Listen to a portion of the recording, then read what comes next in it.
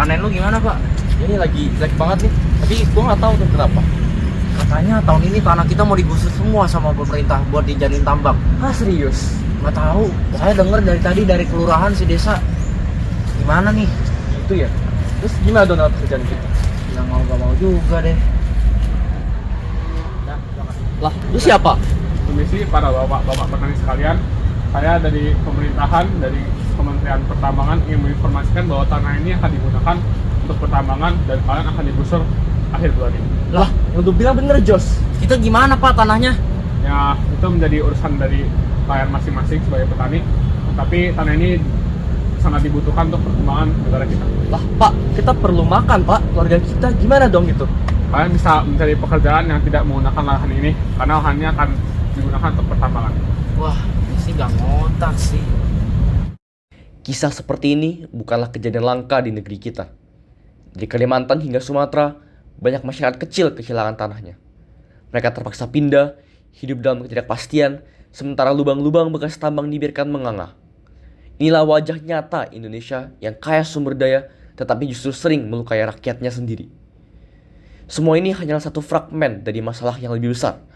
Masalah yang melibatkan bisnis energi, penguasa, dan demokrasi yang dipertaruhkan.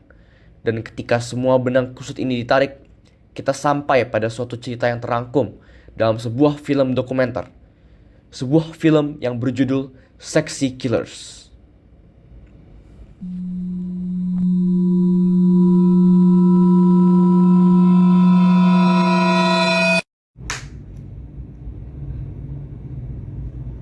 Bayangkan, sebuah negeri yang kaya akan batu bara, emas hitam yang digadang-gadang sebagai sumber utama pertumbuhan ekonomi. Dari balik janji pembangunan, jutaan ton batu bara dikeruk setiap tahun, negara mendapatkan devisa, perusahaan mendapat untung, dan listrik mengalir ke kota-kota besar. Namun, apakah benar semuanya mendapatkan keuntungan?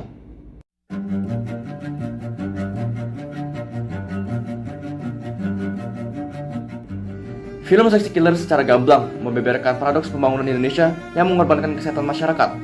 Pertambangan batu bara yang seharusnya bertujuan untuk mengembangkan negara kita justru memberikan efek yang merugikan bagi kita semua, khususnya masyarakat yang tinggal di sekitar tambang batu bara.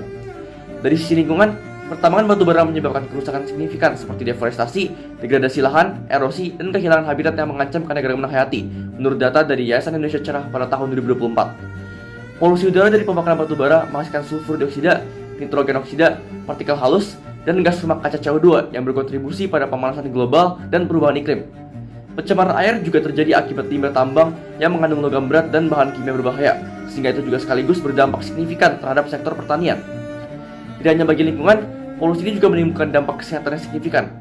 Berdasarkan data dari Greenpeace Indonesia pada tahun 2024, paparan polutan dari pembakaran batu bara menyebabkan gangguan kesehatan serius pada masyarakat, termasuk penyakit pernapasan, penyakit jantung, asma, bronkitis kronis, dan kematian prematur. Kualitas hidup masyarakat di sekitar tambang menurun akibat polusi udara, pencemaran air, dan bencana alam seperti banjir dan kebakaran hutan yang semakin sering terjadi. Secara konkret, penelitian di PT Kaltim Prima Coal atau KPC pada Sangatta, Kalimantan Timur oleh Mawardi Heru dan kawan-kawan pada tahun 2025 menunjukkan dampak signifikan yang dirasakan oleh masyarakat sekitar terkait kerusakan lingkungan dan dampak kesehatan yang dirasakan.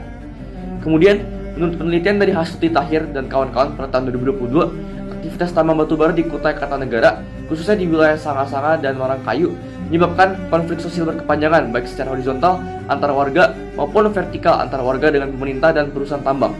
Konflik utamanya terkait masalah lahan, terutama soal ganti rugi dan juga penegakan hukum yang belum tuntas.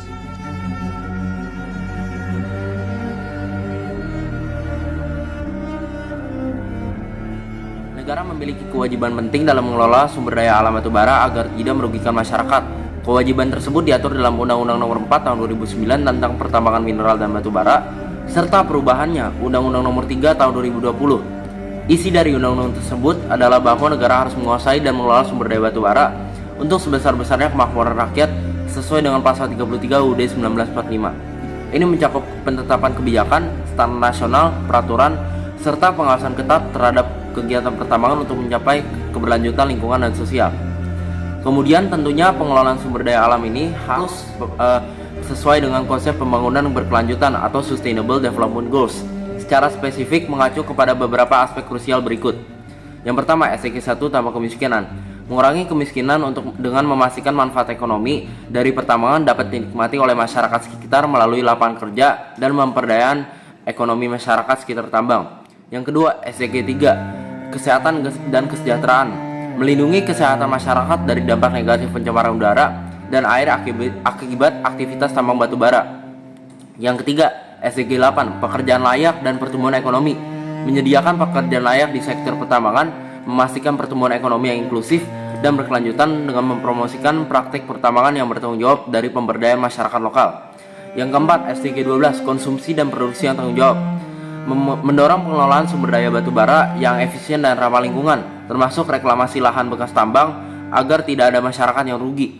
Dan yang kelima, SDG 13, aksi iklim, mengurangi emisi gas rumah kaca dari pembakaran batu bara melalui inovasi teknologi bersih dan pengurangan jejak karbon di sektor pertambangan. Dan yang terakhir, SDG 15, ekosistem darat, melindungi dan memulihkan ekosistem yang terkena dampak aktivitas tambang seperti deforestasi dan degradasi lahan guna menjaga keanekaragaman hayati dan fungsi ekosistem.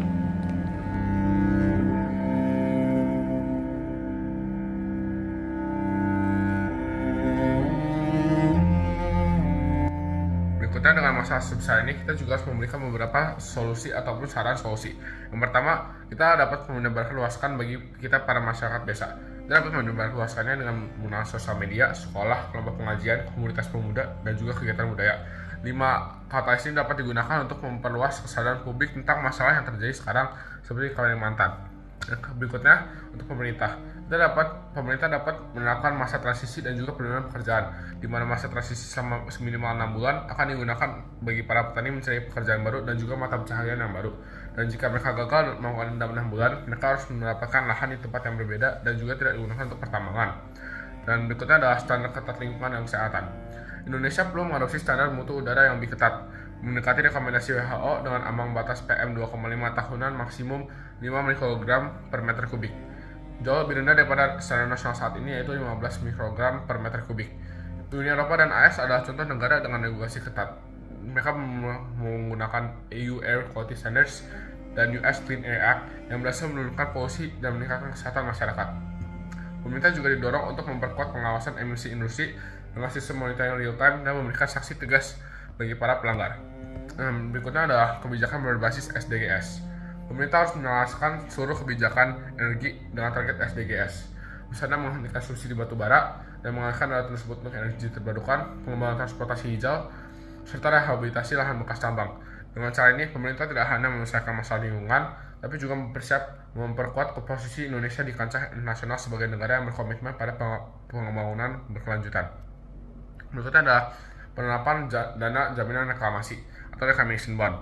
Ini dapat dilakukan oleh para perusahaan tambang yang ingin untuk menggunakan sebuah lahan untuk pertambangan. Mereka harus membuat satu bond atau mereka harus memberikan dana untuk sebagai jaminan bahwa jika lahan itu gagal atau perusahaan itu bangkrut atau sudah selesai, tanah tersebut dapat direklamasi dan juga dipakai ulang untuk pertanyaan-pertanyaan berikutnya.